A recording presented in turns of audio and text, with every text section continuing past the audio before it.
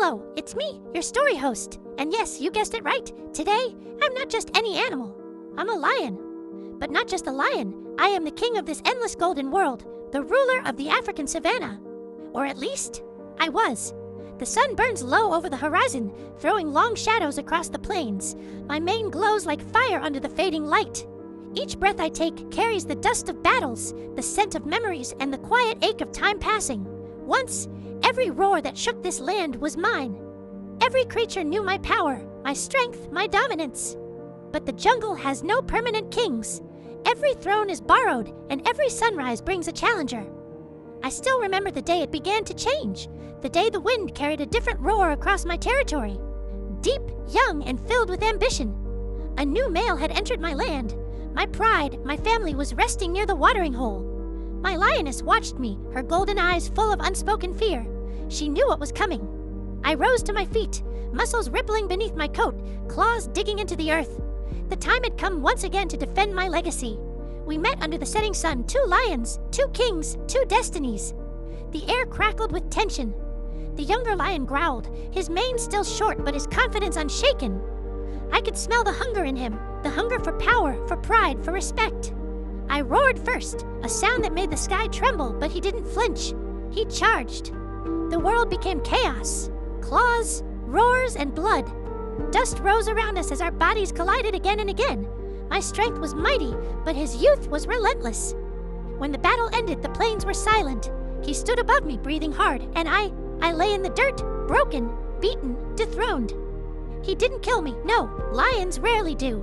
He simply left me there to wander, to fade into the shadows. My lioness turned away, and my cubs hid behind her legs. I tried to look back one last time, but my pride, the thing I had ruled for years, was no longer mine. I was a king without a kingdom. For days I walked, aimless, my body weak and bleeding. The savannah was no longer a home, it was a test. Hyenas followed me from a distance, laughing in the darkness. I could barely hunt.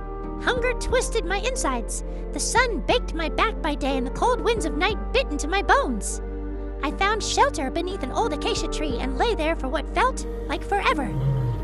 That was when I first tasted what it meant to be forgotten. But the savannah is cruel and kind in equal measure.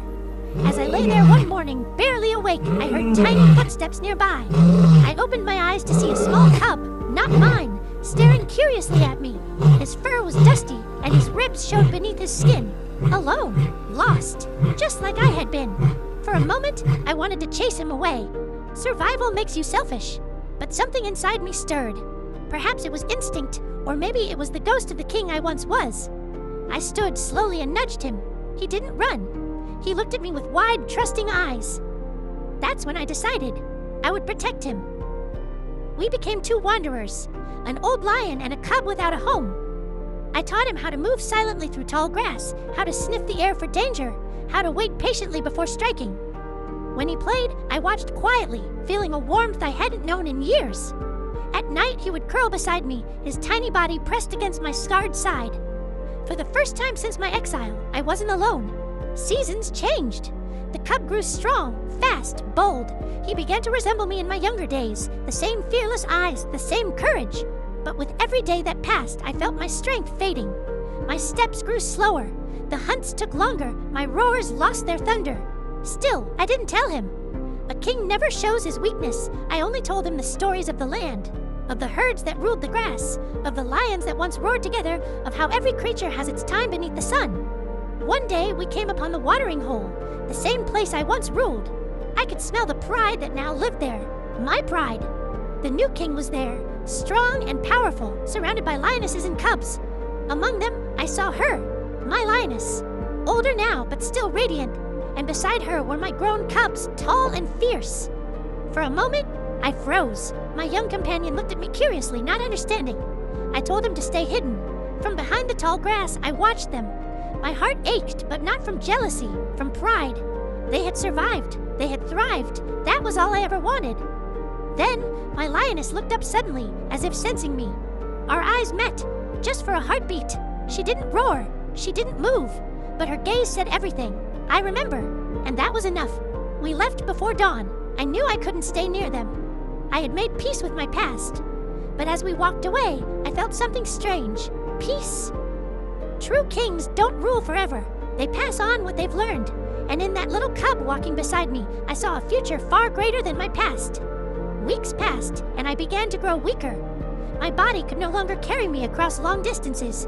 The cub, now almost grown, began to hunt alone and bring food for me. He would roar proudly after every kill, his voice echoing across the plains. I listened to that sound and smiled. The future king was ready. One night, under a silver moon, I led him to the top of a rocky hill overlooking the valley. The stars above seemed closer than ever. The wind moved gently through the grass, carrying whispers of my ancestors. This, I told him, is what you must protect.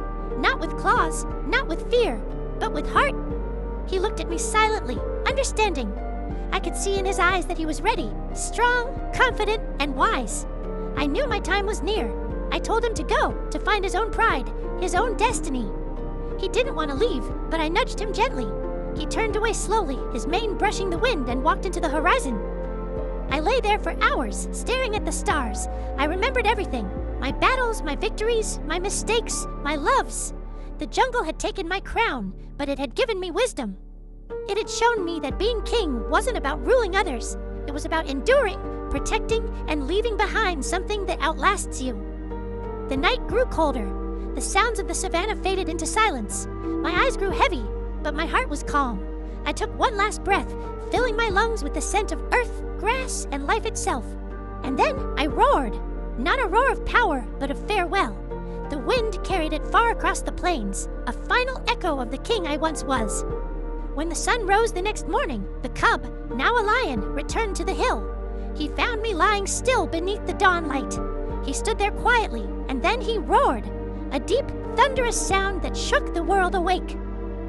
It was not a roar of mourning. It was a roar of promise.